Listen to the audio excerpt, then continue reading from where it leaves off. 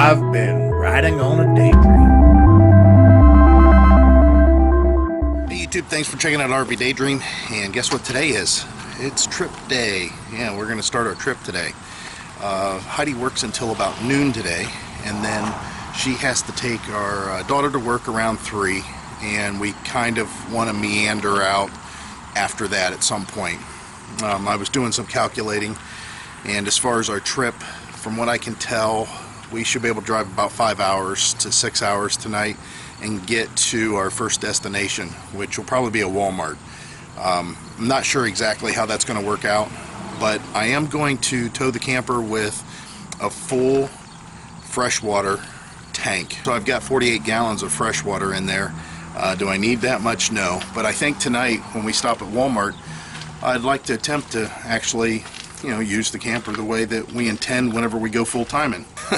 I washed and waxed the truck. Yeah, I washed and waxed the entire thing yesterday, and then guess what? It rained. I mean, it rained considerably too. It flooded the ditch like it always does, and I don't know if you can tell, but all the grass is kind of pushed over because there's like a river that comes through here when the ditch overflows. So although it got washed and waxed, it's a little bit dirty again. I did make a change here, and don't mock me for my craftsmanship because I'm not very good, but I went to the auto parts store and bought a replacement mirror, and then I cut it. You can see objects in the mirror are closer than they appear, and it is glass, so I mean I just cut it with a glass cutter and glued it over top of the mirror that was there, because if you remember from my previous videos, I really hated the fact that this was a standard mirror and not the reduced size, to where you can get more in view. That's fixed. I have to get in here and clean the windows of the truck because I've never cleaned the windows since I bought this truck, and there's just like a film on here. I did wipe off the dash a little bit, and I'm trying to straighten up here to make it a little bit more livable. Whenever we get out, you know how it is. Whenever you're on the road, you just start making a mess of your vehicle's wrappers, whatever trash. I mean, I do have a trash bag there that we use, but I'm also going to sweep it out because it is kind of dirty, and mainly I'm just going to get my shop vac out real quick and suck up some sand. But yeah, it's trip day. You can see I got a spare, and this is the tire that matches my other tires. I went to the local farm and home and Tractor Supply, and Tractor Supply had this rim with a C-rated radial that was $169, and of course it didn't match. It wasn't a D-rated radial, and it was a different brand. It was like Lodestar, which I guess they're okay, and it would be okay for a spare, but why not have something that I can rotate in and not worry about it once it's on? And that's basically how I got to this. 205, 75, 15, it's pretty standard. That's what's on the camper now. And the rim I purchased at TSC. The tire I bought where I got my other tires, and it was $130. So in this case it was better to do it separately. I did trim the rock shield so I have better access for my cord to get to my plug. I think that should do it. Plus it'll let me connect my safety chains a little easier without fighting those flaps. So I did have to take a little bit off, but it's still going to do the job. So I got a lot of work to do. I'm moving at a slow pace because I don't want to screw anything up. I do have a checklist that we made a few weeks ago. Heidi's really excited about getting out, which I can't blame her. All the work that she's been doing. It'll be nice for her. All the work that I've been doing to get ready, it'd be nice for me.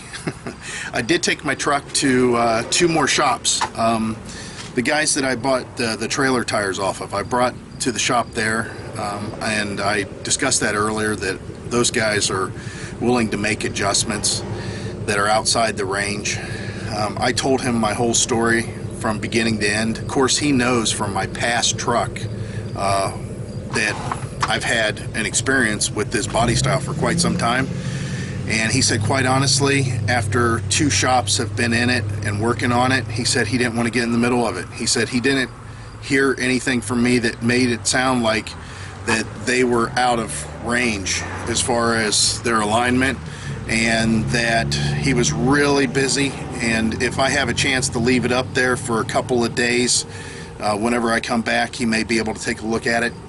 But for the most part, he didn't want to mess with it that day, and told me that overall he'd really rather not get into the middle of it, because it sounds like that it's just an inherent problem with the vehicle as far as the way it's going to drive. So I took it to another shop that does frame straightening. They have a frame machine. They have a way to check for squareness of the frame and everything. They checked everything, and he said the alignment's dead on. Everybody confers they all feel the return to center problem. He said, you know, for a truck that has 165,000 miles on it, or whatever it is, I can't remember, it's real close to that.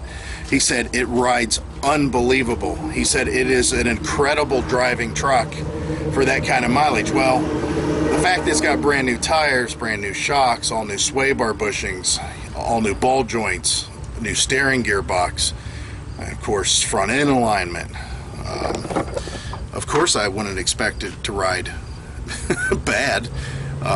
It rides pretty good, but he did notice that it did have a return to center problem, and I told him that it kind of gets magnified whenever you're towing, and he said, you know, things like that happen. He said play with tire pressure.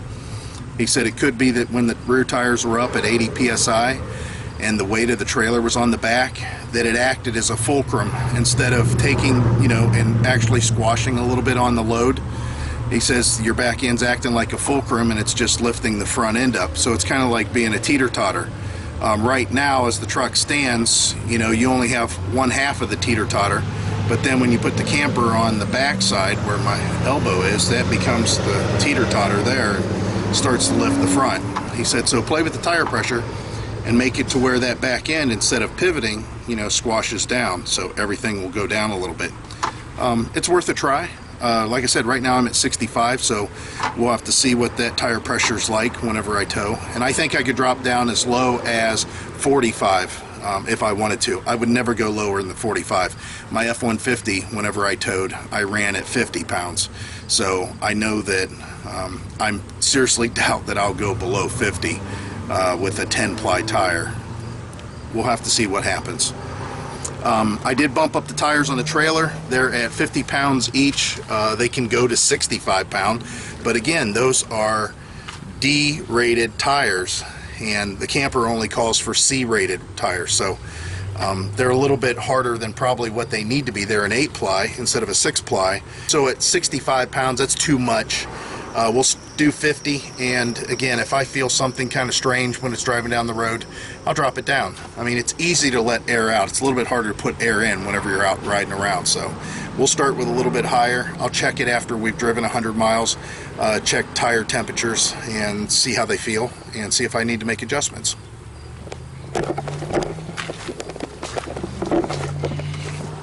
So I'm excited. I'm going to get to work. So I'm excited, and I'm going to get to work. So whenever you rejoin us, hopefully I've got most of the stuff loaded. Maybe I got the truck hooked up, and we're a little bit closer to going. We're all packed up. Bikes in the back, tanks in the back, spare tires in the back. We cleaned out the camper a little bit so we got room, so when we stop, we don't have to worry about jockeying stuff around. We're going to head towards Canton, because obviously that's the way we got to go anyways. And it says that we're going to arrive where we need to arrive at 10 o'clock. I know that's not going to be the case, because that's probably driving the speed limit. And I don't know if we'll be driving the speed limit yet. I do have the sway control on, so we'll have to see how that works out. And of course the tire pressures have been dropped. Also, when we get to Canton, I'm going to try to stop at the CAT scales and see what this whole thing weighs. I don't know how much it costs, but it's on the way. Guys, so I just stopped at the scales. We're going to go in real quick, pay, do whatever we need to, get our weight, and then back out of this disaster and maybe get some gas, top off, because I've already dropped. No, we'll just leave it go. But anyways, we'll see how this thing does, because right now it's trucking along pretty good. 65, I don't feel near the sway or anything that I did before, so far so good. Cost me $10.50 to get weighed, but This is for everybody who had concerns about my weight and my truck and me overloading with my cap and all that other crap. I've got 3,140 pounds on my front axle. I have 3,840 pounds on my rear axle. My rear axle is rated for 6,000 pounds, so I'm way under, obviously, and I don't want to get even close to that. My total combined weight with the trailer is 12,340. The camper weighs 5,360. So my gross combined vehicle weight with a full tank of water and 2 full tanks of gas, so 48 gallons of fresh water, 38 gallons of fuel, 19 gallons of fuel in the front tank, and loaded with all of our other crap, is 12,340, and I'm able to pull 16,000 with this truck combined. That's the vehicle weight and the truck weight. So I still have 3,000 whatever. I'm not going to do the math real well. So 3,660 pounds that we could have in the trailer or in the truck, or a combination of both, to be over that amount. Of course, my drive axle, I couldn't put 3,000 pounds in the bed because I'd be over on that one, but you get the idea. So plenty of room, and definitely can do more towing of weight and hauling of weight if needed to be. So we're going to get back on the expressway and start our way down to, well, hopefully out of Ohio, because the weather's looking kind of crappy here. So we'll catch you later. Bye. I'm doing 62 miles an hour, so the GPS says, and I'm at 2,000 RPM, just a shade above that. So this is like ideal. This is ideal for this engine, ideal for the speed, everything. So great. I'm going to be happy about this trip, I'm sure. All right, so we're on a stretch of road that it's 70 miles an hour, and this is like a real long, gradual incline. And I'm running 74 miles per hour, and I'm at 2,500 RPM, and it seems to be like a sweet spot here for the truck. So there's a couple of them. It all depends. If it's a flat road, this thing likes to run at about 64 miles an hour, and when we're going up a hill, of course at 70, it likes to do a little bit more than that. So, you know, I'll have to keep on playing with this thing and figuring out. We are eating up gas, but so far from what I can tell, we're probably about 9 miles to the gallon. I'm not 100% sure. We'll figure that out whenever we top off. Definitely, I found out one thing about the truck as far as the engine RPM and what it likes and all that stuff. We've been running at 70 to 74 miles an hour for quite a few miles now, and it eats up the gas at that speed. I mean, a lot. I mean, I can actually watch the gas gauge move. So on a 38-gallon tank, if you watch it move from a half to a quarter, you know you're eating up some gas. And in this case, I mean, it's like watching 7 gallons just disappear. So I think what we're going to do is, well, it all depends on how this stretch of road goes, but we might drop down and get back down to where we're running 63 miles an hour, which is about 7 miles per hour off of the speed limit, but the truck will definitely do better on gas because, like I said, it's eating it up pretty good. And right now I'm in the middle lane, which I don't really care to do that. I'd rather be in the slow lane. I got cars that are passing on the right, so I'll wait until they get bottled up or whatever the case may be. And I think I'll move back over there. The other thing that I learned is that we were at about 190 degrees, maybe 200 degrees, something like that, with the trans temperature for a long time. As soon as I started running 70 miles an hour, it jumped up to 210 degrees, and it's just been hanging out at 210 degrees. So not only does it make the transmission run hotter, which Obviously, if the transmission's running warmer, that means it's not as efficient as it could be. So that would cause a mile per gallon drop to some extent. But also the gasoline being eaten up at 70 miles an hour. So I'm finding a lot of pluses to run at a slower speed. We were just kind of excited to see if we could make time. I think we're making time. 1 minute. Yeah, we saved 1 minute. We stopped at those Catskills, and that added about 20 minutes. We dropped down 1 minute off of that 20-minute delay. Ooh, there's a police up here. All right, guys, so we'll close this out, and we're going to start driving a little bit slower here as soon as this car gets around me. Whatever. Oh, Keep 2 saying cars. that. The cop's on the road now. Oh, cop got done with his customer. He's out looking to serve another one. Okay, so we pulled over because I was having a problem with my brake controller occasionally not being connected because of the pigtail, I'm sure. And also, Heidi needs to use the restroom. I guess I do too. And we're hungry. It's almost 8:30, and I don't remember, what did I had a couple pieces of pizza this morning at 6:40. Yeah, 6:50. I've had a piece of pizza and that was it. Heidi had a piece of pizza and that was it too. So yeah, definitely gonna stop and get something to eat here, and the drive is so much better at 60 miles an hour, 63 miles an hour than 74 miles an hour. So we're gonna stick with that. So we'll pick it up a little bit later. We're in Sanders, Kentucky. We're going to go ahead and top off both tanks before we get to the Walmart that we want to go to. And there was a Love's gas station that had gas for $1.89, which is really good. But I'm going to put mid-grade in anyway, so it's going to be $2.25 a gallon.